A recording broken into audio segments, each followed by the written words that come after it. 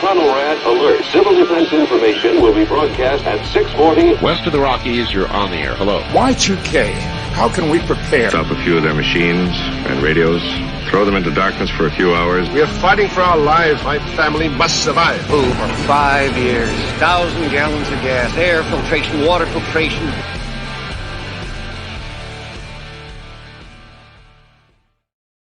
Coming at you from the frozen tundra that is East Central Alberta, Canada, streaming live on YouTube, Facebook, Twitter, Twitch, Instagram, Rumble, and Odyssey. Welcome back to the workshop where we create community, find freedom, promote preparedness, and share success. I am Toolman Tim. Today is December the 21st, 2023. This is episode 411 of Workshop Radio. How are all my delinquents out there? Merry Christmas, Happy New Year. This will be the last live show of 2023. There'll be some other stuff we'll get into in a little bit, but I hope you're doing well. Let's open up with a segment I love to call I Shit You Not, where we deal with prepper facts and sayings. So I wanted to come up with something that followed in with the Christmas spirit. I don't know how many of you are out there that love fruitcake. I was not a fan as a kid. I grew to like it as I got older. My Aunt Nancy, I love her to death. She used to make something called a war cake, which was like fruitcake, but it had gumdrops in it. And I got thinking, what would be better from Christmas for long-term storage and, viability than fruitcake, as we all love to talk about it. So I typed in, how long does fruitcake last? And here are some interesting facts for you. The world's oldest existing fruitcake, whatever, for lack of a better term, is at the moment 145 years old. It's in Michigan. It's owned by a family who has passed it down through the generations. They said it basically tastes like sawdust at this point, but it's 145 years old. The last time somebody took a bite of it was on The Tonight Show with Jay Leno back a few years ago. So the next oldest piece of fruitcake that people know was found in Antarctica. Now, the cold definitely helped it last a little bit longer, helped preserve the life of it. Right at the moment, it is 112 years old. And if you saw the picture of it from a museum, it looks basically about as good, probably better than any of the stuff you're going to get at a local Walmart. Let's put it that way. They said it still smells like fruitcake, and it was in a metal tin that started to rust ever so slightly, and it was wrapped in paper, but inside, nobody's been brave enough to take a bite of it yet. But I thought, man, I would. Oh boy. Now, a little bit newer. There is 2 wives who are now widowed at this point, but for the last 67 years in Michigan, they have sent the same fruitcake back and forth to each other as a gag gift. It started back in, they said, around 1955, 1956. Their landlord wanted to give them a present, and he gave them a loaf of fruitcake. They didn't particularly care for it, so they started sending it to the other person as a gag gift, and back and forth it went. And it has continued to do this throughout the decades, even past the passing of their husbands, and they get a kick out of it every single year. I thought it was funny. But as far as the actual fruit and nuts, sorry about that dad joke, practicality of fruitcake, found a cool story from a guy who used to be a military guy. He loved the fruitcake that he used to buy in Georgia. So he was the type of guy that when he found something he liked, he would buy a metric shit ton of it. He bought a whole bunch of tins of it, stored it away at home, moved halfway across the country, and 25 years later found this tin still in his basement, opened it up, him and his girlfriend at the time, and they munched down on it, said it was as good as the day it was made. And Chris Dixon says, fruitcake soaked in rum long enough is palatable. Yes, and that is the key. That seems to be the thing that makes fruitcake, I don't know if I want to call it a prepper's friend or not, but it definitely makes it something that people seem to enjoy, and it tends to last a long time. So I thought, why not get into the fruit and nuts of fruitcake? Now, you might be wondering, what are you drinking this evening, Tim? And I am as well. But it is called, see if I can bring it up here for you. I looked for some kind of Christmassy bourbon drink this evening to celebrate our last episode of the year. This one is called a bourbon milk punch, and it's a quarter cup of heavy cream, a quarter cup of whole milk, a dash of vanilla, 2 jiggers of bourbon, 6 pumps of simple syrup. I use the sugar-free kind, and mix it all together, fill it up. I put it in a mason jar. It's about a double serving. Fill it up with ice to the top, and then sprinkle some nutmeg, or in this case, I put pumpkin pie spice on top of it.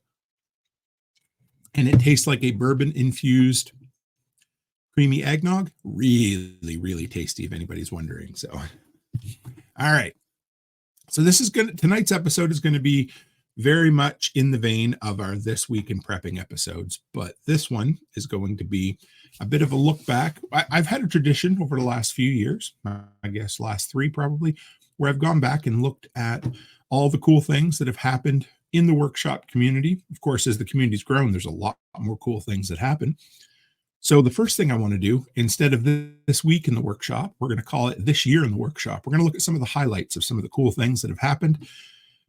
We're going to start out with some things that have happened in the workshop, and later on this evening, we're going to talk about a whole bunch of cool things that happened with our fellow delinquents this year.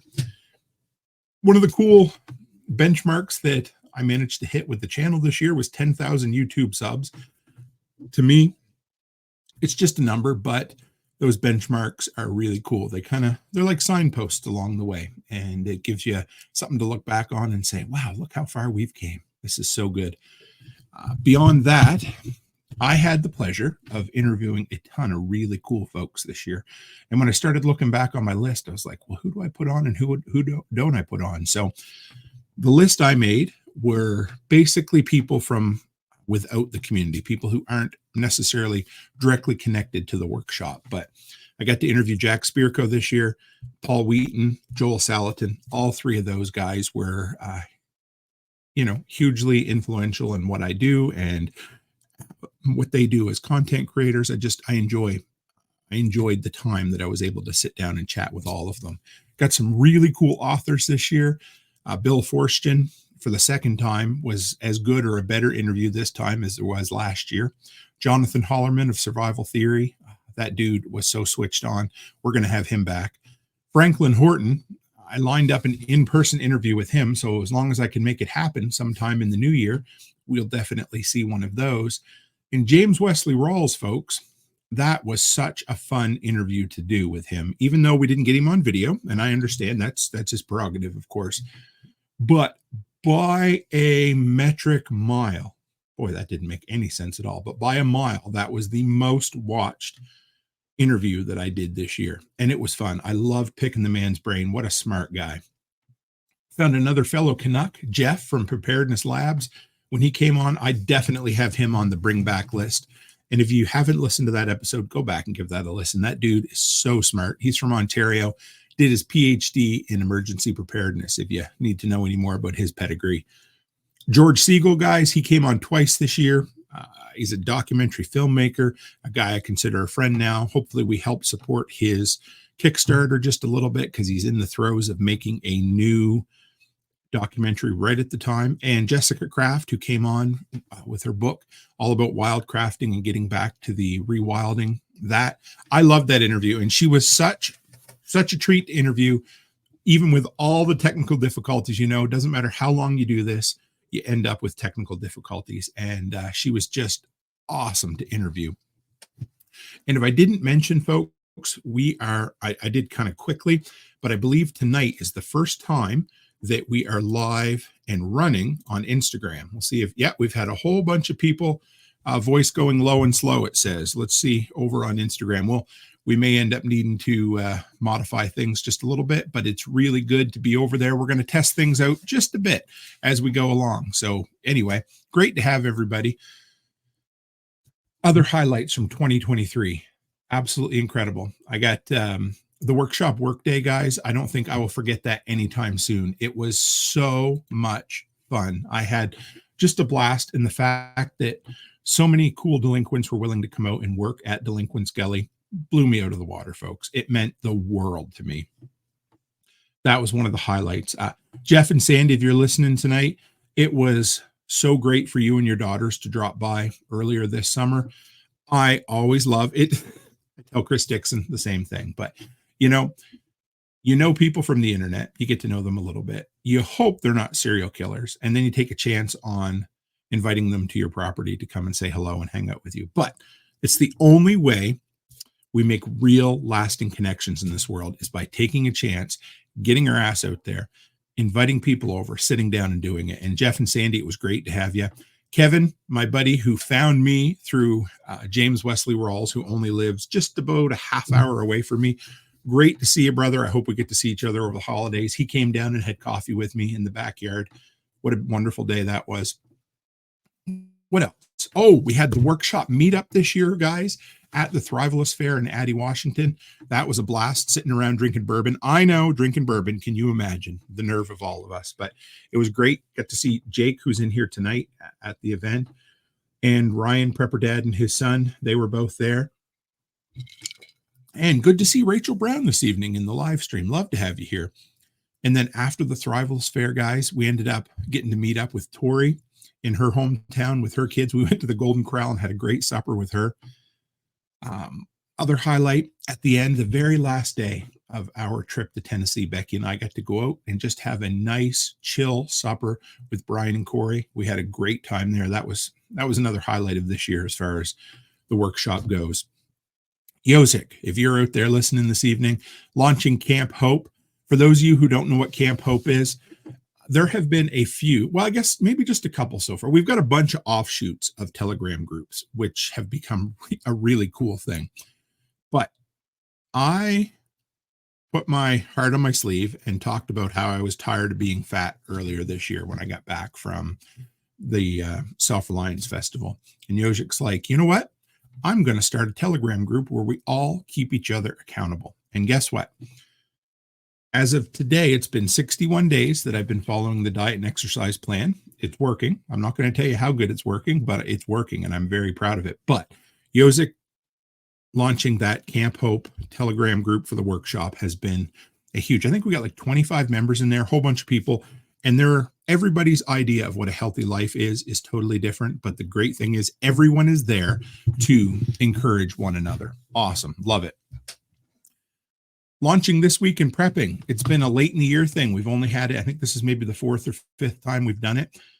It just seems to be the culmination of all the things I've done, brought them all together to make it into a really packageable show that people seem to absolutely love.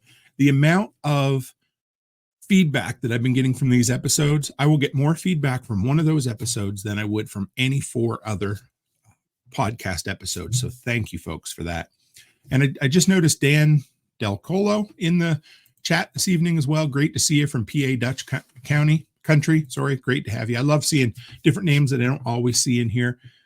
The Atlas Shrug book club. We call it the Post-Apocalyptic Book Club, but having that where we're going to get together once a month and read 3 chapters of it. Incredible. The roundtable episodes this year, guys. Love the roundtable episodes. I hope you did too. We're going to have a lot more of them this year, but we did the content creation roundtable, and we did the butcher roundtable, the meat cutting roundtable. And anyway, and then it wasn't technically part of the workshop. I was part of it, but we did the Vision Kickstarter for Willow the other night. You're going to see a lot more of those as a collaboration between Nicole and I. Oh, they were great too. But anyway, everybody loves these roundtables. You're going to get to see more of them as the year goes on. We did our first iteration of Workshop Unplugged. We got Sam from Slave to Servant. That was one of the coolest shows ever, guys. It was just awesome. Dan says, I love this week in prepping shows. I do too. I love putting them together. They're so much fun, and I love that everybody seems to really enjoy them. We did the workshop / 2 Chicks Homestead get together in Illinois this year. Holy shit, was that ever a riot. I love that. Thank you, Nate and Aaron, for putting that on this year. What a great time. And I had this in my notes, but I'm going to mention it again. But 61 days, for me, this was a personal highlight. 61 days at this moment of diet and exercise, just, being careful. And two more days, and I will be halfway. This is crazy. I will be halfway through the Coach to 5K plan. If you don't know what that is, it's basically going from a sedentary lifestyle to running 5 kilometers. That's like 3 in Imperial units, those Freedom units. So anyway, it's working. I love it. I didn't think I would, and I'm just enjoying the hell out of it. So thank you folks out there for all the, inspiration, ass kicking, the whole works. All right. Our next segment, I read it on the internet. So I thought, how are we going to do this year? So let me see if we can share this for you. I'm going to bring this up. Hang in there, Tim. There we go. So that, in case anybody wanted to know, there's the bourbon milk punch. I put so anything I talk about as far as recipes or specific people, hey, John Palmer, great to see you. I try to throw the links in the YouTube at least, and possibly in the, what else did I put it in? I'll definitely put it in the audio link afterwards. All right. So we got 3. So I decided, all right, what do we pick for Reddit this year? And so I picked the 3 top posts from our preppers. They're all simple. They're great. Anyway, let's dig in. If you guys don't remember, this will remind you pretty quick. This one was posted by Denki 9 months ago. Said, my wife apologized. It's got to be a made up story to begin. Sorry, guys, that was too mean. In Philadelphia, my wife apologized for teasing me about the 70 gallons of water bricks under the bed. About a year ago, I bought 20 water bricks.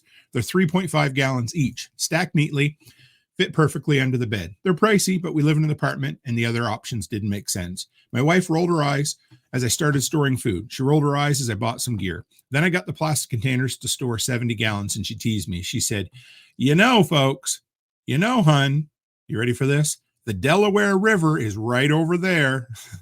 Said, I'm not gloating. I didn't say a thing, but I think this tragic environmental disaster that didn't happen very far away, it happened to us. It finally opened her eyes. She's happy we don't have to travel 50 miles to find bottled water. What a great story. Becky and I are great. We're madly in love. We bust each other's balls. Every time I'm ready to get involved in another silly little hobby, she loves to say, oh, come on, but she knows that most of what we do is for each other. And this is the same thing. I can picture a husband and a wife and her playfully teasing him. All right, what are you going to do? Fill a waterbed next? And guess what?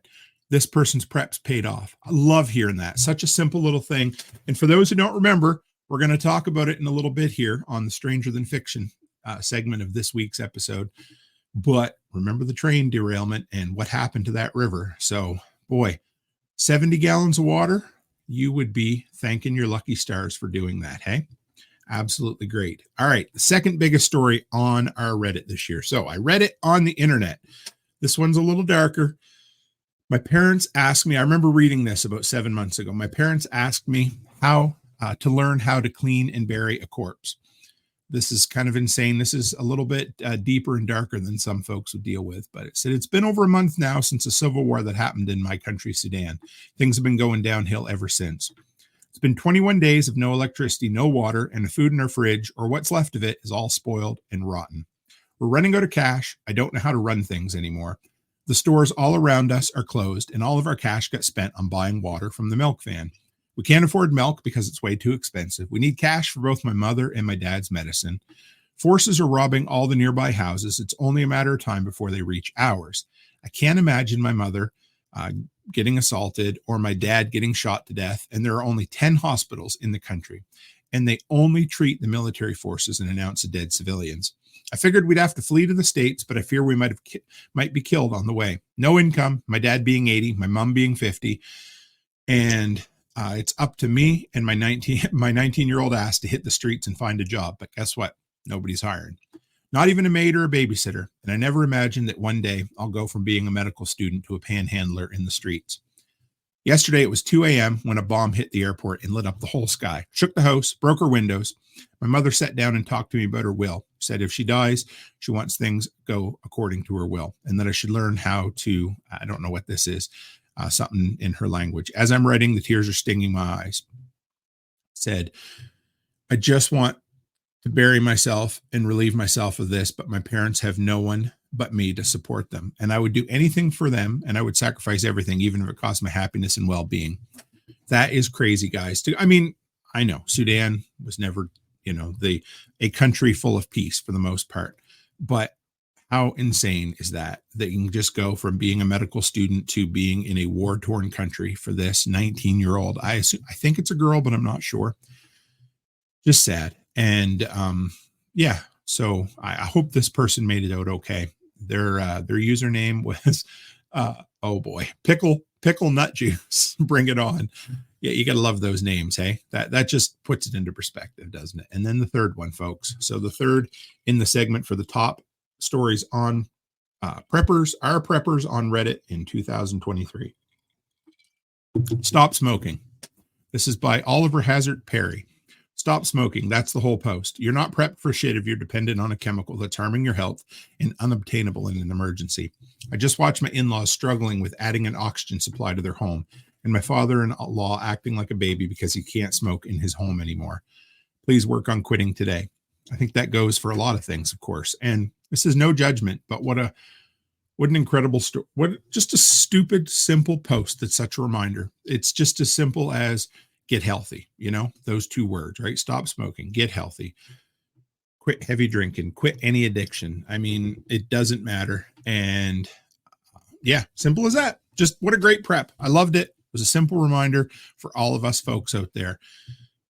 If anybody's out there and wants help or needs help with quitting smoking, I bet you there's folks out in the workshop who have done exactly that. So remember it. Simple as that. 2 words. Stop smoking. All right. Next segment on This Week in Prepping typically is community feedback, but we're gonna flip it on its head just a little bit, and we're gonna call this community recognition. And this is always a very dangerous segment to play. Now, here's the deal, folks. I'm going to do my damnedest. I sat down earlier and I picked my brain the best I could to think of as many great things that all of our fellow delinquents in the workshop have done this year. And I made a master list, or a list of what I could think of. If you're not on this list, it doesn't mean I don't love you. It doesn't mean that I didn't want to recognize you or you did something wrong. It just means that this old brain of mine can only hold so many things, and I only had so much time to come up with this list. And if you have something great you did this year and you want to share it with me so that I can share it in the first episode of January, let me know. But this is just a small list of some of the incredible accomplishments of all of these great delinquents in the workshop community. Before we jump into that, I want to throw up this community comment here from Dan. He said, I used to smoke, and I tell everyone that I used to and that I quit because then they can't make excuses to me. Yep, true story. Every morning that I go over to the arena and run around the track and I look at, Fatty Tim running in the windows there, and I think, you know what?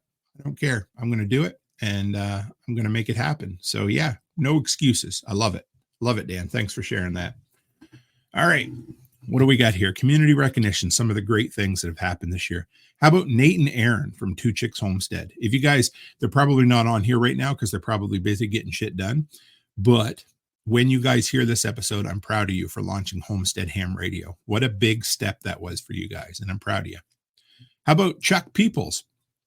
I know he's been busy lately, traveling the countryside, teaching hands-on homestead medical courses. I can't wait to do one. I definitely got to put one together for a workshop work day at some point because I really want to do some real solid hands-on first aid training. But if you're looking for some, do it. I was at 2 or 3 events with Chuck this year. And that dude is just a sponge. He wants to learn. He wants to do. He wants to get better. He is 100% committed to making homestead medical his thing, the thing that makes him self-reliant, independent, and have the income that he needs. It's awesome. Love it. How about one of my best buddies in the world, Brian Alexovich from the Lots Project, just hit 2,000 subscribers on YouTube, guys. If you're not listening to him, if you like getting up early, follow him over on the Lots Project for his live streams. But Brian is kicking ass and taking names. It's one of those things that I tell everybody, content creation is a marathon. It's not a sprint. And Brian is learning that over the years. It's so great to see him just steady growth. I love it. Hunter over on Twitch. Great to see you. Says he's so tired. I bet the dude's been up to getting shit done. How about Kyle, Backwoods Butcher? My brother from another mother. Anyway, blew past 1,000 subs on TikTok. If you want to see how to make TikTok work for you, check out what Backwoods Butcher is doing over on TikTok. He's almost at 1,500 subs. The dude cracks me up. He puts out so much content, I can't keep up with it. He is just kicking ass and taking names, and I love seeing it. How about Mr. Chris Dixon paying off his house using a hobby, forging, to turn in a massive piece of income? Proud of you, brother. I love seeing you kick ass and take names. It's one of the greatest things that makes me smile all the time. I love it. How about Yosik working his absolute ass off with all of his side hustles this year? I lost track. I mean, I can't keep track of anything more than 10 because if I go to 11, I got to take my socks off, and that's a lot of work. But I know he has more than 10 side hustles. Love seeing it.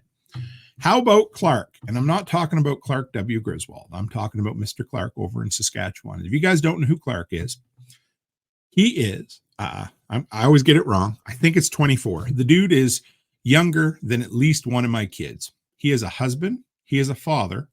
He is an incredible entrepreneur who just took over an even larger shop space than he had before.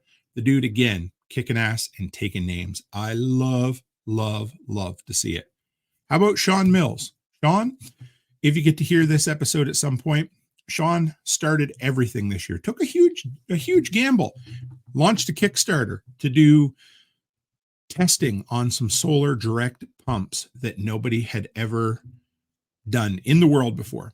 Took a chance, and he's doing it, guys. He is full-time. He walked away from working for the man, and he has decided he burnt the bridges, he sunk the ships, and he realized, now I got to make it work. And he is. I love it. I love seeing. Just before I came on tonight, he had a video of a new project he was doing. Love it.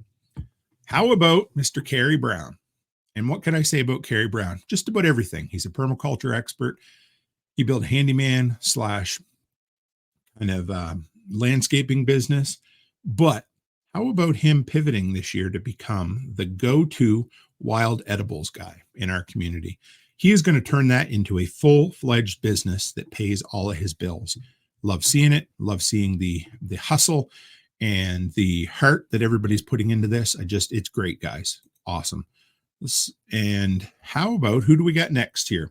Pippin. Love you, Pippin. Just got a present in the mail from Pippin. Thanks for the ducks. Pippin is the duck guy. Pippin is the type of guy, he's a little quiet. He stands in the background, but he always has something nice to say to make you smile. He is an encourager, and he is the duck guy. He's actually the suction cup that holds the ducks on, but that is going to be, he has found his niche, and he is making it work. How about Steve and Amby?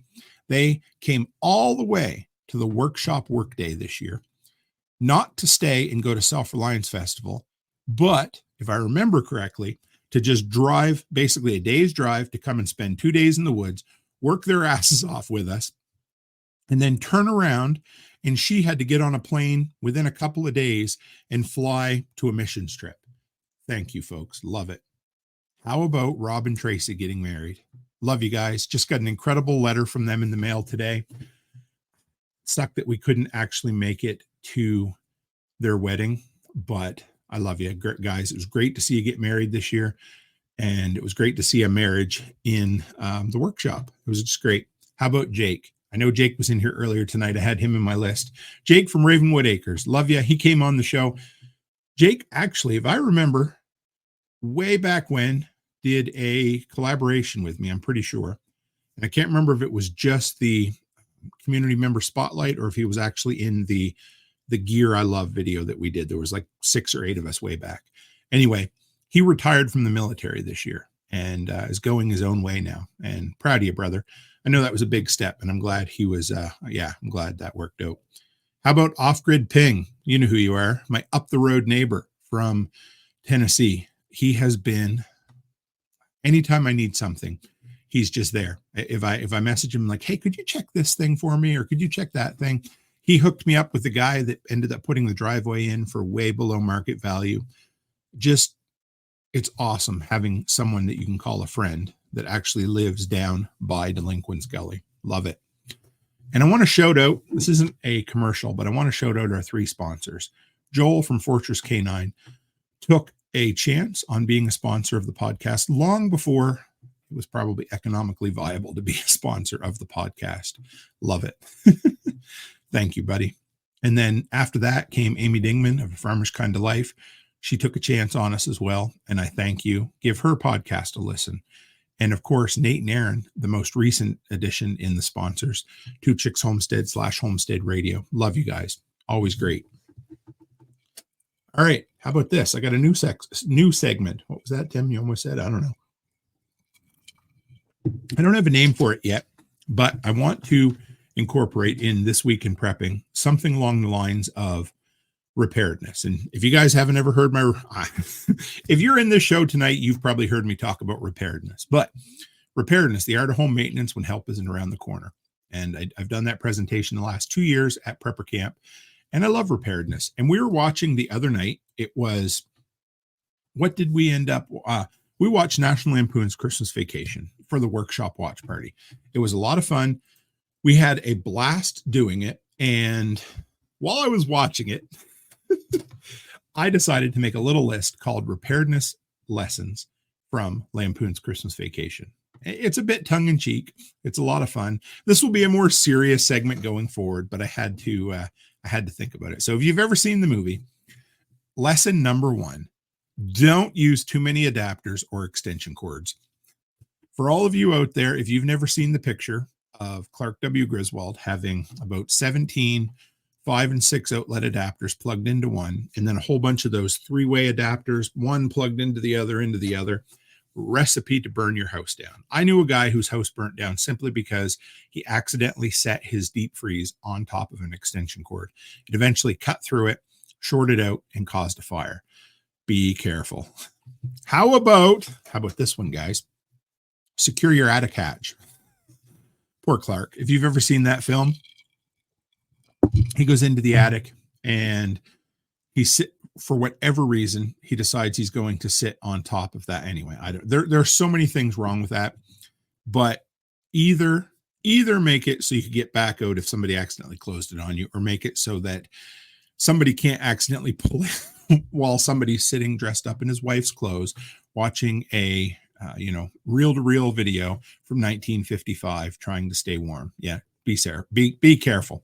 How about this one, folks? Always tie off your ladder. Don't forget to tie off your ladder, because if not, you're going to end up with your back against a tree or your neighbor with a broken window. Don't try to walk your ladder. Oh my goodness, don't try to walk your ladder. How about this? Always be prepared. Don't forget your axe or your saw. If you're going in the woods to cut firewood or to cut down a Christmas tree, yeah, you don't want to be digging it out by hand and tying it to the top of your tree or the top of your car now, do you? So when you're heading into the woods, always, John Palmer beat me to it. We got a good one coming up here in just a minute. Don't spend your bonus before it's in the bank. That was preparedness, or that was tip number 8 from Lampoon's Christmas Vacation. Absolutely. Don't ever count on a bonus. A bonus is a bonus, no matter how hard. If you've been given the same bonus for 25 years, don't count on it as a bonus. Don't ever spend it, because he made himself way too much stress. And the thing about stress is, it's the deadly killer, guys. So don't do it. Don't spend your money before you have it. How about disposing of your sewer properly? Yeah, I know. Don't ever drain a chemical toilet into a rain vent or whatever that was. We don't necessarily have them up this way, but don't put gas into an enclosed space. Just do away with it. Go to a dump station and dump your RV stuff. I know, poor cousin Eddie. He didn't have the money or the fuel to take his vehicle, his tenement on wheels, as he called it. So he wasn't going to leave until next month, but figure out a way to dispose of your waste properly, folks. And how about always wear your safety gear? Clark was a accident waiting to happen. And when he went out to cut down that tree with his chainsaw and he was wearing the goalie mask, I thought that is about as useless as tits on a bull, because the worst thing for sawdust, or a chainsaw, other than cutting your friggin' arm off, is junk in your eyes. And the one thing that wouldn't protect you from is junk in your eyes. So wear your safety glasses, tie off your ladder, don't forget your gear, secure your attic hatch, don't use more extension cords than you absolutely have to. Don't ever count on a bonus, because it's a bonus. Remember that. Some lessons we can learn, some very serious, not funny whatsoever, preparedness lessons from Clark W. Griswold. Remember those, folks. They're important. All right. Next segment in This Week in Prepping, one of my favorite is Stranger Than Fiction. Now, we're not going to go deep into these stories, but what tonight is going to be is a look back on the shit that mattered for 5 minutes. The stories that the prepping community lost their ever-loving minds about. You're going to hear some of these and you're going to be like, oh man, I forgot about that. But boy, at the minute, didn't it seem like the world was going to end? I actually started something in my phone and I lost interest in it after about 3 days. And it was called something along the lines of shit people should care about. And I wrote down in it, the Bud Light incident. That was one. I was like, anyway, I didn't include that in tonight's, but basically it was, these are going to be stories that maybe had the potential to be something big, but they weren't, but they were the things that were being talked about in the preparedness world. And you're going to think, oh, shit, I forgot about that. There's lessons to be learned from some of them. And there are maybe some jokes to be had at the expense of some of the others. John Palmer says, I know people that would drain their oil into a storm drain during an oil change. Wow. I can't imagine. We actually had somebody here in town. I don't know if they flushed dirty gas, something, but anyway, they had a massive amount of gasoline or some sort of petroleum product show up in the wastewater here in town. And they were actually able to track it back to within a 4 or 8 house grid. So I don't know. Anyway, I don't get it. Not sure. Whatever. All right. January. This was actually the first story of 2023. It actually stretched from 2022. It's something we kind of prepped for ahead of time. We ended up buying some more on the Amazon.com, the American Amazon. Do you guys remember the acetaminophen shortage? I don't know if anybody else does, but early January, children's acetaminophen was one of those things that everybody was losing their collective minds about.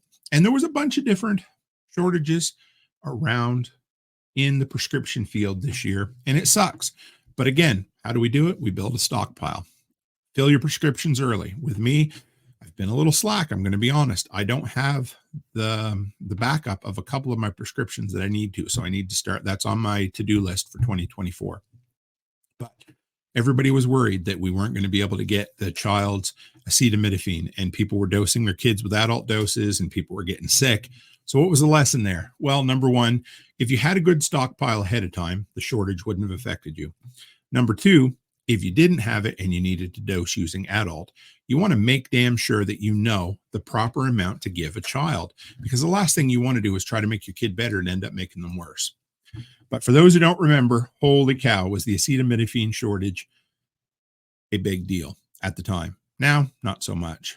You ready for the next one? Everybody's going to remember this, and it disappeared as fast as it came. You could say the balloon popped. How about February 2nd, the weather balloon? Who remembers? Do you remember where you were the first time you heard the story about the Chinese surveillance balloon? I do. I do believe it was actually Angry American who posted something on Facebook, and I saw it and I was like, well, that seems weird. And then it all of a sudden was further than it was supposed to be. And then it supposedly got shot down.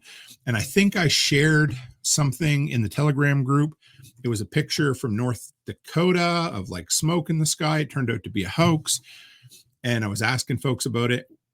Wow, there it is.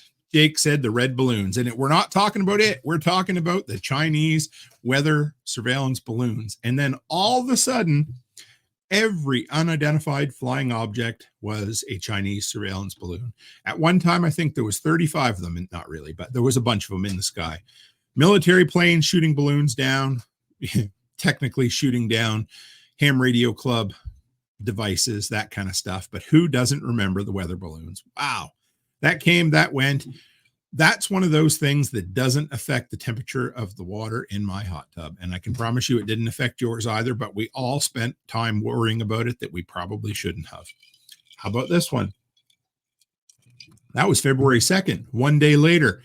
East Palestine, Ohio, train derailment. Who remembers that? That came just one day afterwards. There's 3 things that happened all at the same time. And yeah, that was almost a year ago, the weather balloon.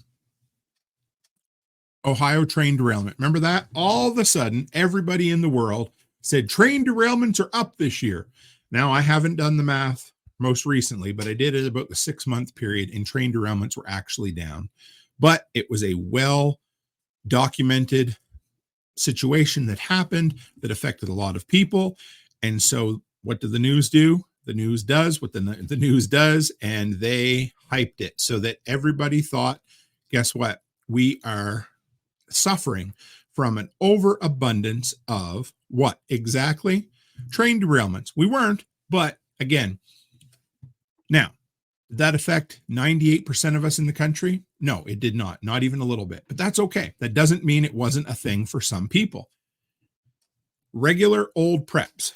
How about we go back to the I read it on the internet segment this week, and water cubes or a water bladder or whatever we absolutely, storing water was the one and only thing you would needed to have been doing as a prepper to be able to get by when your water supply was tainted like that. That's it.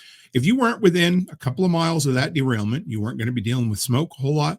You weren't going to be dealing with a whole lot of stuff. But there was so much fear porn put around that. There it is right there. John Palmer, weapon of mass distraction, 110%. There it was. So let's put that in the past where it belongs, and let's move on to February 5th when everybody was losing their ever-loving minds about high egg prices, about chicken feed that was being tainted to intentionally cause people to have their chickens stop laying eggs. Where are we at? Everybody's chickens are laying eggs again. Egg prices are back down to relatively normal. Again, what would be the best way to deal with that? Putting some eggs by. If you got a freeze dryer, buying some powdered eggs, that would be great. Coming up with a substitute protein kind of source for a little while. Having your own chickens as opposed to buying eggs at the grocery store. Any one of those things would be able to mitigate the facts of something like that. But again, we lost our minds, didn't we? April 20th. You guys might not remember this one, but I wrote it down in my little notepad. People getting shot for being in the wrong place. I don't know if you remember this, but it seemed like all of a sudden, again, the news loves a pattern. Even if a pattern doesn't exist, they love to find like-minded stories all at once. So I believe it started with the cheerleaders who ended up hopping into the wrong vehicle and getting shot by a drug dealer, something like that. It happened. And then I think a cop went into the wrong house and shot somebody there. There ended up being 3 or maybe 4 that were tangentially, related somewhat, that the news lost their mind about. I'm not going to spend any more time on that story because, again, it didn't affect us and it was a weapon of mass distraction. Love it, John Palmer. Maybe that's what I should call the name of this. Anyway, what a great name.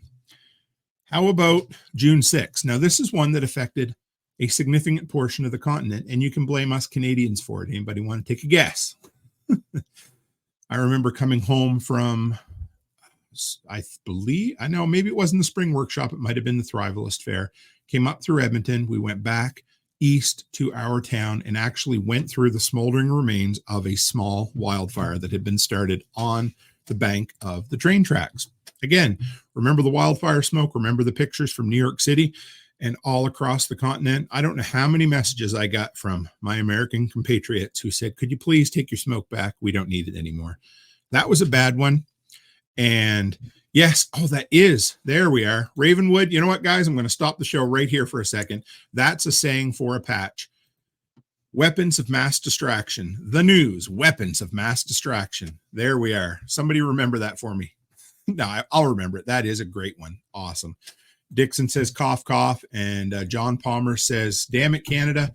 You guys always say we're like the neighbors above living upstairs in a meth house. Well, smoke does rise. So I guess that's where the smoke came from. So we just sending it back your way. We had some of them big ass industrial fans and we were blowing it south of the border because we were tired of having it here.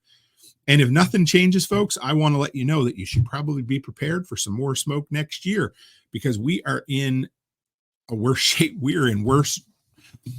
Our ground is so dry right now, and it shouldn't be. It should be covered in white stuff, and we don't have any of it. So anyway, what do we do about that? That's a tough one. Stay indoors the best you can, travel around in climate-controlled vehicles the best you can. And if you have to go outside, I think wearing the proper type of mask. This is actually a scenario where wearing a mask is prudent now, isn't it? something that'll filter out that junk. Hopefully we don't have to deal with it for very long, but let's just hope the smoke clears. June 12th, 6 days later. Anybody remember the interstate overpass fire? That was a crazy story. It almost happened. I didn't hear about it. And then I'm like, wow, what an incredible, if you watch the time-lapse footage of those guys repairing that overpass in the interstate, it was incredible. God rest his soul, the trucker that ended up, crashing and burning and causing the overpass to be structurally unsafe anymore. It was a bad story, but it was a really interesting thing to see how fast they're able to rebuild it. But I put that story on there, 2 reasons, because the whole world was talking about it. And number 2, it could really mess you up a little bit. It's all about having primary, secondary, and tertiary evac routes. So, I love the interstate. It feels, exactly like that. It feels like an artery where you can go really, really fast. And I love it, but always have plans for getting around, because if something like that happened, you'd want to make sure you could. And John Palmer says he sees those big fans every day, west in Oklahoma and Texas Panhandle. We've been building those big windmills. Fans for ages up here. That's been the plan, is to shoot the smoke back down to my American friends. I'm telling you. How about July 30th, 2023? Congressional alien meetings. Remember those? Those were fun. I don't even remember who the dude was, but he got up there and said, aliens are real. We have them. We've seen them. How'd that go for him? They haven't Epsteined him yet, but no, anyway. Don't know. Don't care. Everybody was talking about it. Move along. How about October 3rd? Anybody remember October 3rd? I know right where I was on that day. I was just getting ready to check in St. Louis at the hotel when all of a sudden everybody's phone started dinging. The lobby TV was on CNN, started beeping. Everybody got scared for a minute. Everybody thought it was some sort of clandestine, who knows what. What were they going to do? I don't know. Activate the 5G chip. Anyway, whatever. Doesn't matter. Everybody lost their ever-loving mind about it. I think the emergency alert system is a great system that can be used properly. I think it's overused in Canada to an incredible degree. Again, it was something designed altruistically and then ends up being misused by the government. But remember it? I do. And then October 7th, I remember seeing the footage of the missiles flying in Israel. The Israeli-Hamas conflict was the thing that took Zelensky out of the political zeitgeist. All of a sudden, he disappeared. But here we are. We're on to the next war. Seems like 1984, doesn't it? Ceaseless, endless wars, from one war to the next war. Which one are we supposed to care about now? Guess what? None of them, because it doesn't affect us at all. Chris Dixon says, and yes, this was a longer segment today than normal, but this is the year end. Says, I'm so glad I turned off the news years ago. All right. Guess what? Coming up in 2024. Don't have a catchy name for this segment, but it's a good one.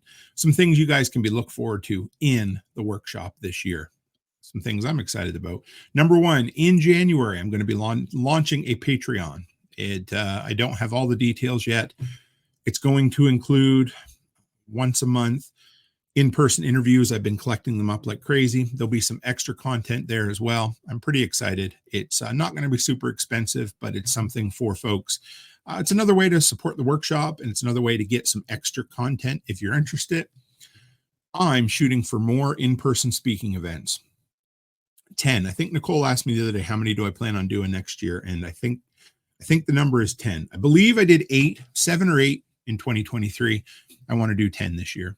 We'll see if I continue that pace going forward, but for 2024, it's 10. I want to do more workshop get-togethers this year, and I'm excited. Chris Dixon said, finally. Thanks, brother. Love you. More workshop get-togethers. I'm not exactly sure where or when or how they're going to happen, but there will be more. There's been some talk of an East Coast one near where Kyle lives, perhaps. I wouldn't doubt that we'd see another one in Illinois. I'm sure we're going to have another 1 or 2 workshop work days.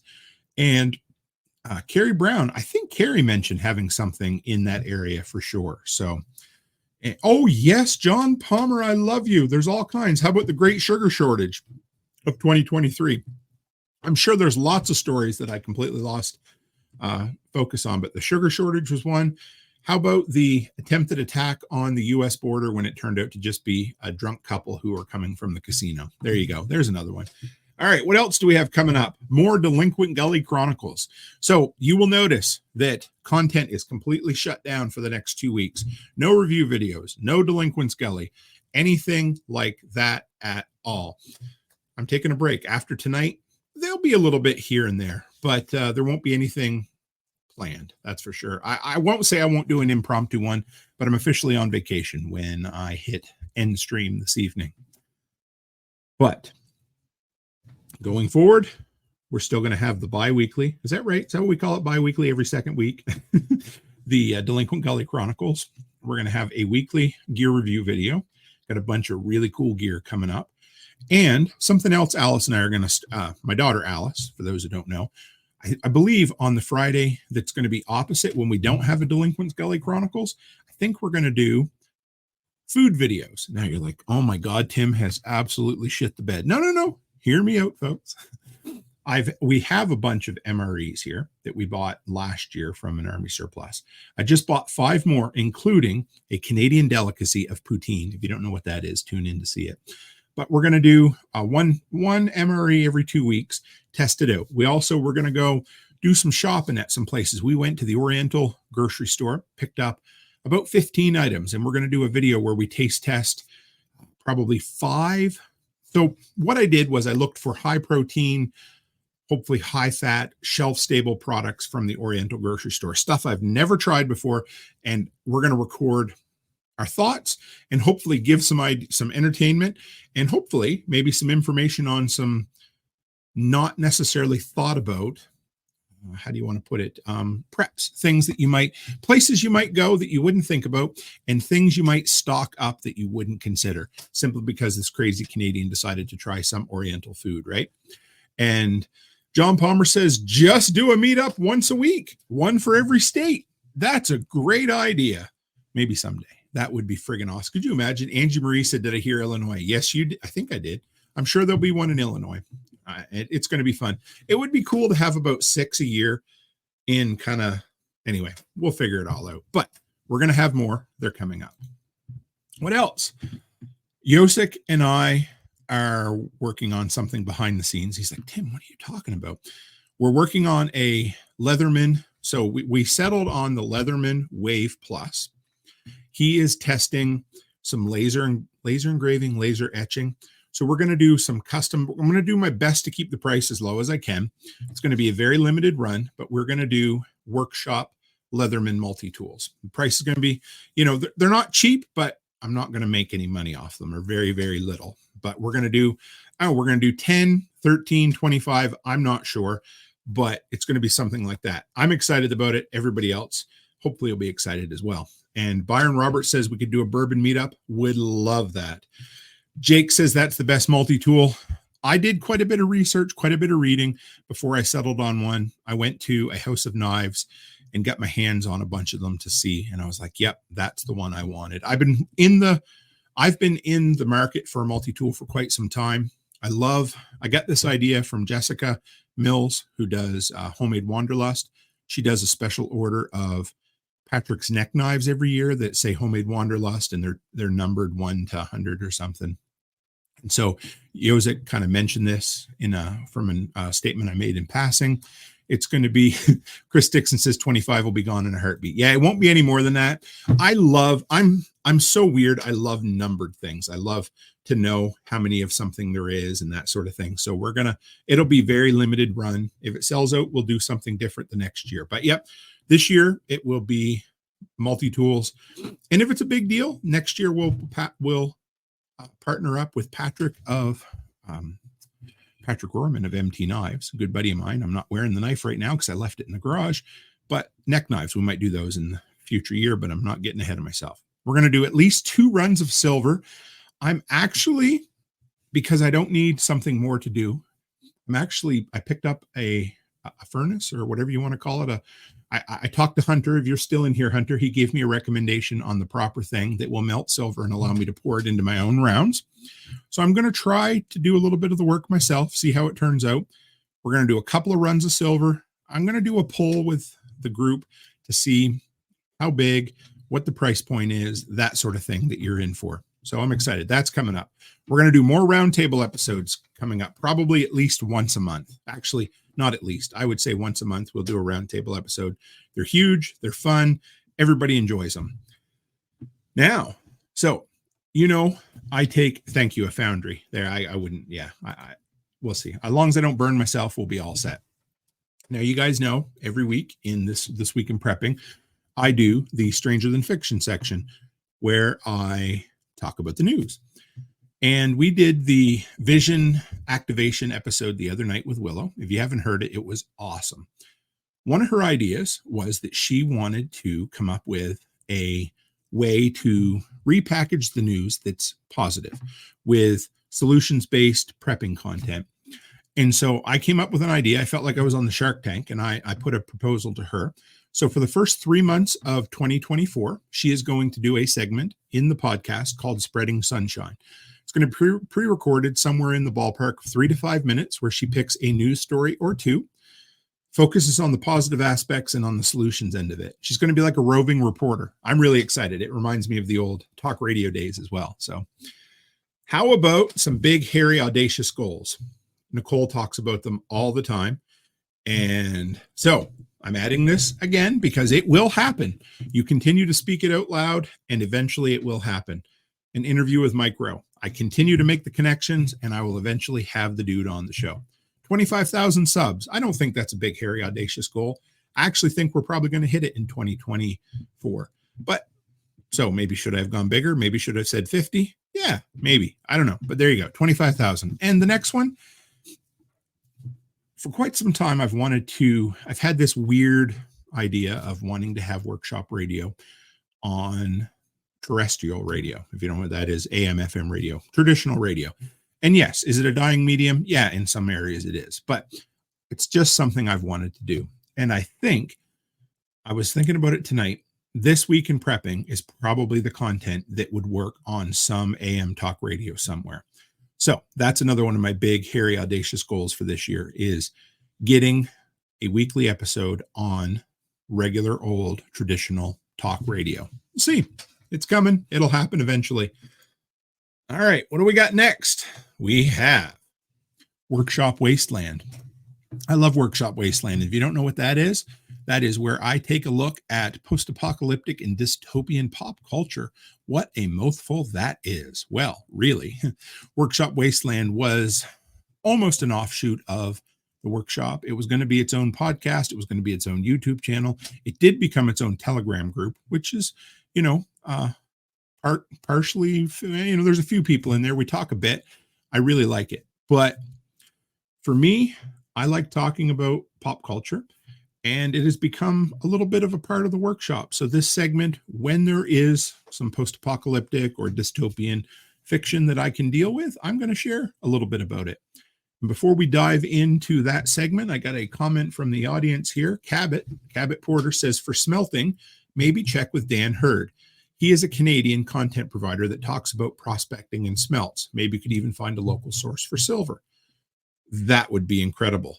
Thank you, Cabot. I'm going to do that exact thing. Dan Hurd. I wonder if he's from New Brunswick. I knew a lot of Hurds from out that way. Not sure, but I'll look into it anyway, folks.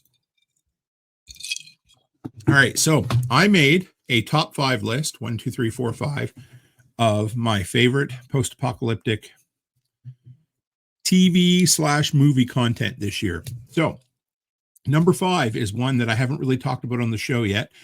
It's Carol at the End of the World. It's a new, I don't even know what to call it other than it's animated. It's like an animated sitcom. Let's see. It's like, I don't even know. Man, it's like it has a bit of Seeking a Friend for the End of the World, a bit of Office Space, a bit of Drew Carey, a bit of Duckman. It's not particularly funny. It's the driest humor in the world. I like it. Becky hates it. We've made it through 5 episodes so far. Just if you do watch it, remember, it is not for everybody. It's probably not for most people, but it has, if you're into Rick and Morty, one of the co-creators or something from that plays a part into this, but it's basically about a lady named Carol. There is a planet that is going to crash into Earth in 7 months and obliterate everybody. And she has found solace in working a mindless office job. And it's a rather interesting concept. Each episode, according to the director, was designed, can't really say filmed, but staged like its own mini film or short film. I've enjoyed it. I don't know if everybody else would, but it's definitely fifth place out of 5. Knock at the Cabin, M. Night Shyamalan's return to form. I really like the dude. I think he's had more hits than misses, but his misses have been very well known. One of my favorite films of all time is Signs, but Knock at the Cabin was an absolute great movie if you haven't seen it. I enjoyed it. Becky liked it. I loved it. Batista was great in it. I don't know why M. Night Shyamalan continuously insists on putting himself in movies. It kind of distracts me ever so slightly, but great movie. Yeah, the ending, I liked it. Leave the World Behind, number 3 out of 5, was my third favorite post-apocalyptic pop culture this year. Interesting movie. The book was better. I've talked about it at length recently. It's really all I can say. Yeah, give it a shot. Has great acting. If you haven't read the book, you'll probably enjoy the movie more. The meaning behind it was very on the nose. It was almost like they were hitting you over the head with it. There was a lot of convenient plot holes, but beyond that, it's a good, entertaining Netflix fare. Second favorite was Silo. That has Rebecca Ferguson in it. She's a great actress. She was in the Dr. Sleep, the sequel to the book/movie of The Shining. Great actress. We haven't finished the first season yet, but I really liked it. It's a mystery. It's an underground silo that takes people live in it. They don't know how they ever got there. It takes place after the world collapses. And of course, if you can't guess what my number one piece of pop culture fiction was for 2024, we did an episode about the show every week for 10 weeks, and it was The Last of Us. Loved it, loved it, loved it. Not super excited about season 2. I was really bummed that they're not filming it in Alberta, but what a great show. Loved it. We'll go back and watch it. I have my suspicions it'll be a lot like the first season of The Walking Dead. It was really the best in its first season and went downhill from there. I don't know. We'll see. Oh boy. Yes. So those are my 5. Now, I threw 3 horror movies into this list, 2 of which could definitely be kind of in this vein and one that probably isn't. Megan. If you haven't seen Megan, it was a really good, it technically come out at the end of 2022, but everyone lists it as a 2023 release. It deals with AI and a doll that gets sent out and becomes sentient, and horror ensues. Let's put it that way. Loved the film, even considering it was a PG-13. Evil Dead Rise, if you haven't seen that this year and you love gory as all get out horror, it was a return to form to the Evil Dead franchise. Give it a shot.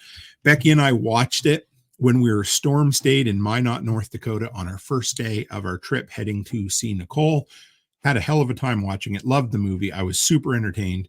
And then the third one was Talk to Me. Now, you really can't call that a dystopian or post-apocalyptic film, but I loved it. It was made by 2 Australian YouTubers with a budget of $2 or $4 million, and they made a scary as hell film. Had to throw that in there. How about books?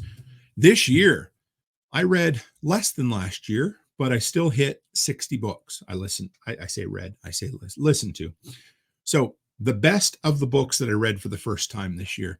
And if you guys out there listening in on the live stream, if there's any book that you read this year, if you want to throw your top 1 or 3 books, throw them in the comments. I'd love to hear them, and I'll share them as we go along.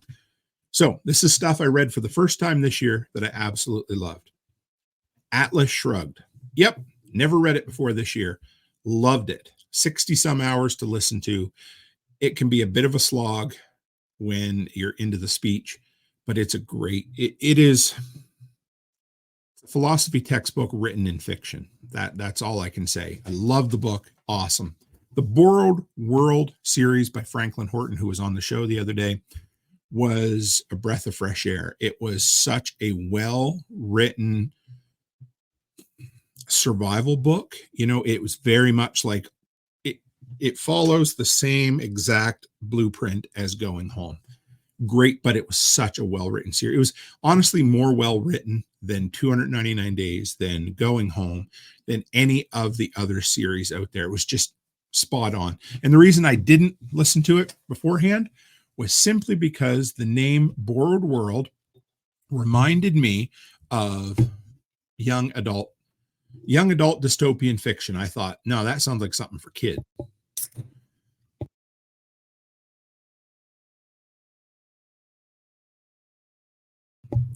Sorry, guys. It turned out to be an incredible series that I have now read the 10 books in the Borrowed World series, the 4 books in the Locker 9 series, and I'm on book 9 of the Mad Mix series. And as soon as I finish that, I'm going to go on to The Way of Dan. Similar book, not in the same universe, but I'm excited for it. Dan DiColo said, I read 1 second after and 1 year after, got me back into reading fiction. Love to hear it. Don't forget, there's 5 years after, or 5 years later, or the final day, and then 5 years later as well. So Atlas Shrugged, the Borrowed World series. Be Useful by Arnold Schwarzenegger, one of the most inspirational, motivational books I have listened to. And I wasn't super excited about it because he was the one who narrates it, but he did a hell of an awesome job. So great. And if you want to just be careful, because that was a portion of the reason I came home so inspired to lose weight, was because of that book. Loved it. Prepared by Mike Glover. That came as a recommendation from Jake from Ravenwood Acres. Awesome, excellent book. What else? 5 years later, the new book by Bill William Forstchen. He came on the show the day before. Loved it. It isn't as good as 1 second after. Nothing ever will be 1 second after. Caught lightning in a bottle, but it was still a great addition to the series. A classic, an old one that I hadn't read before, called Tomorrow by Philip Wiley. It was okay. It wasn't as good as some of the other classic films like On the Beach and, I can't remember some of the other ones, but it was good. It takes place kind of in the, the 50s, the 60s, right at the height of the civil defense movement. It's okay. It is a in the moment nuclear attack book. It's okay. Spotting Danger Before It Spots You. I can't remember the author right now, but it is a book on situational awareness. I read it 1.5 times so far this year. Great book. Bunker by Bradley Garrett. I want to have the dude on the show in the worst way. It is the best book I've ever read or listened to on the sociological breakdown of preparedness. It was so great. Love the book. If you haven't yet, if you read a single book off this list, other than Atlas Shrugged, read Bunker. Leave the World Behind. I read the book. It was a bit woke. It was a bit left-leaning for sure, but I like to stretch myself a bit sometimes. I like to look at things from someone else's perspective, and so the book itself had you on the edge of your seat. It made you feel existential dread, and overall, it was a very entertaining book. And then this summer, when I started walking a little bit, I listened to the Surviving the Fall box set. It was 12 books for a single credit on Audible. So if you're looking for something that will give you a lot of value for 1 credit, I liked it. Pretty good story. It's about a guy who works for a car company. They hack all of the smart cars because the government told them they needed to put a control chip in it, and chaos ensues. Not a bad series. All right. I am going to go through these notes here. Notes. What are you talking about, Tim? You're on paper or something? If you guys want to fax things in or send it through the mail. No, just kidding. Anyway, we got some comments here from the live audience, folks. And first one, I already got Dan in. Trojan69 from YouTube says, Ominous Parallels by Dr. Leonard Pykoff will curl your toes. Perfect. Always looking for good recommendations. Jake from Ravenwood Acres said the Red Rising series, 6 books, and book 7 is in the works. It's a great science fiction series, and I love hearing this right here, guys. Ed Celio, and I hope I pronounce your last name right, and if I don't, I'm sorry, but he said, I'm a new subscriber this year from California. Said this group is a breath of fresh air. It's a bit eclectic, but feels very comfortable. Looking forward to whatever talent I can contribute, and we love having you here, and we are definitely eclectic. That's what I appreciate. But you know what's cool about it is we all connect on the things that matter, and we don't worry about the shit that doesn't. You are welcome to be here, Ed. I love it. And if we can help you contribute in any way, let us know for sure. All right. What is next? Creator Spotlight, folks. Let's see if I can bring this up for you. Give me one moment. And this is a gentleman, if you haven't seen this guy before, the Townsend YouTube channel. He's got 2.32 million subscribers, 450 videos, and it says, a channel dedicated to exploring the 18th century lifestyle. Now, what do I like about it?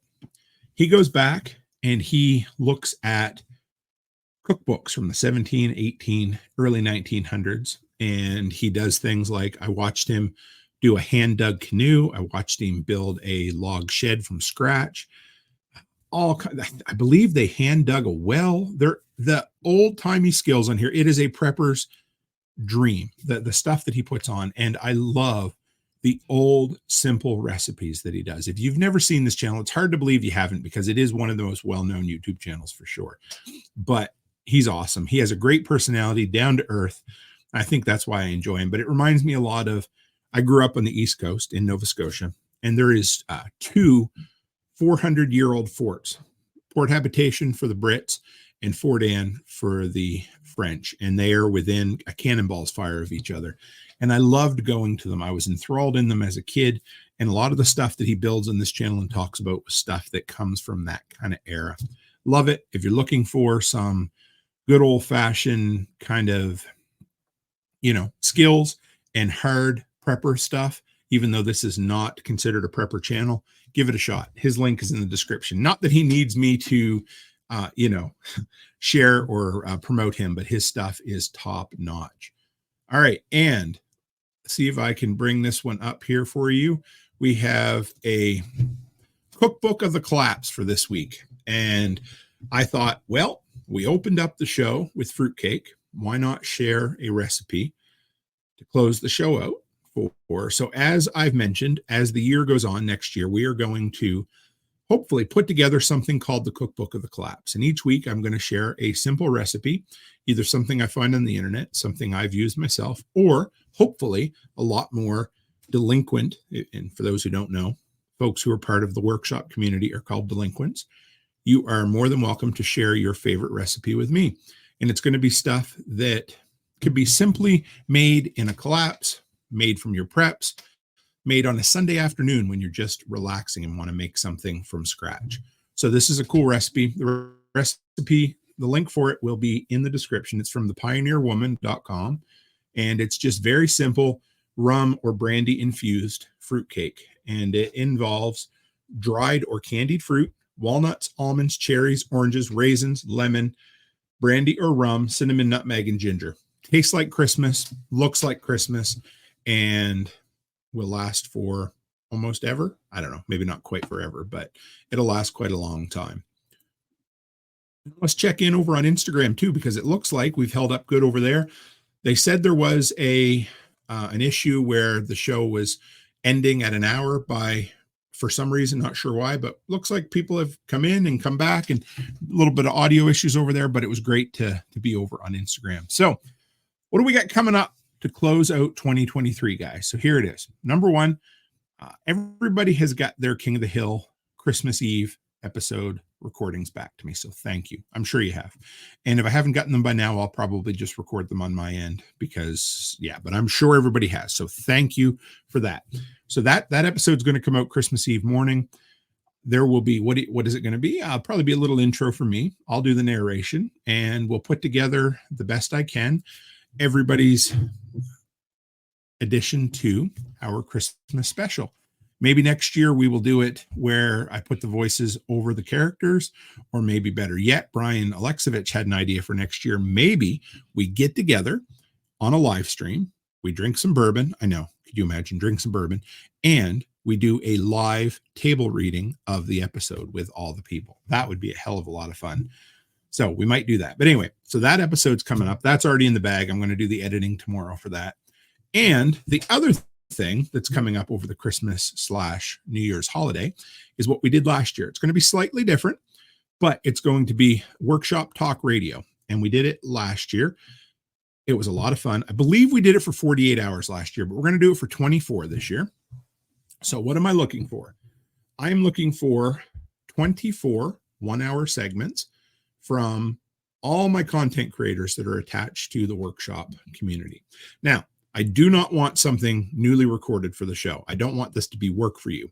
What I want folks to do is look back on what they've created this year and figure out what their favorite thing is, or whatever. It doesn't matter really what it's about. I just want it to be a showcase for everybody and anybody who's, tangentially attached to the workshop. So I haven't set a date yet, but I sure would like to have them by probably the 28th or 29th. I'm going to send emails out to as many people as I can think of. It's going to start at noon on New Year's Eve, and it's going to run until noon on New Year's Day. It will be a pre-recorded live stream. It'll be audio only with a photo or picture in the background, and it's going to be the soundtrack to ring in the new year to inspire us to get shit done in 2024. Now, how does it work? Well, there's just going to be one show after the other playing, and we're just going to have fun in the chat, the live chat as time goes on. If you have time, hop into the live chat, say hello, carry on with us for a little while. I'll carry on with you. We won't be doing live hosts like Nicole and I did for the Jenny Hill fundraiser. This is going to be a pre-recorded live stream. It's going to be 24 hours. It's going to be the soundtrack to a new year. It's going to be playing in the background, so you can turn it on while you have guests over. You can turn it on while you're getting your GSD list done, while you're making your goals, whatever it happens to be. I love it. It was a huge thing last year. We'll probably do it a couple of times this year coming up, but it is definitely our New Year's tradition here at the workshop. And I'm just like my father. I love me some traditions, so I hope you guys enjoy them too. So from there, guys, I'm going to enjoy. I hope you enjoy the next couple of weeks as well. I hope you take some time. I hope you relax. I hope you spend some time with your family, the ones that you love, even the ones you can't stand. Well, no, actually, let me back up. Don't spend some time with people you can't stand if you don't have to. If you love somebody but you don't like them, okay, spend time with them. But if they treat you like shit, don't waste your time with them. But spend time with all the folks that you love. Spend time relaxing, spend time getting shit done, spend time planning for what 2024 is going to be. Because here's the thing, folks. 2024 is going to happen whether you want it to or not. And 12 months from right now, 2024 is going to be gone. And life is going to happen to you. And you have one of two options. You let it happen, or you take the bull by the horns, you hop on your back, you make a list of all the shit you want to do. You go balls to the wall crazy, deciding exactly the shit you want to get done in 2024. And you go out and you make it the best damn year you've ever made. That's it. That's all there is. It's all I got to say for you guys. But I love you. Thank you for spending so much time with me. I told you, and I say it all the time, that I spoke the workshop into existence. I spoke like there was a community before there was a community. Now we have a community, and I think the world of you. So thank you. Thank you for the support that you've given me and Becky in 2023. I can't wait to see all the great things that you guys do in 2024. Don't forget to set goals, because that is how you intentionally get shit done. So thank you, folks, for everything you do. Have a great Christmas, Hanukkah, Merry Kwanzaa. I don't know anyway, but have a great Christmas while you're out there. Enjoy yourselves. Have a drink. Have something to eat. Don't fall off the wagon too far. Make sure you remember, what do we got? 10 days left this year. And the last thing to remember is, I don't know if you know it, but you guys know what tomorrow is? We all know what today is. It is the winter solstice. But tomorrow, and here is a need for optimism, tomorrow, there is more sunlight, there's more daylight than there was today. The days start getting longer tomorrow. So no excuse to not get shit done. I hope you guys have a great holiday season, and I will see you back here in 2024. So stay happy, stay healthy, and have a great week, month, and year.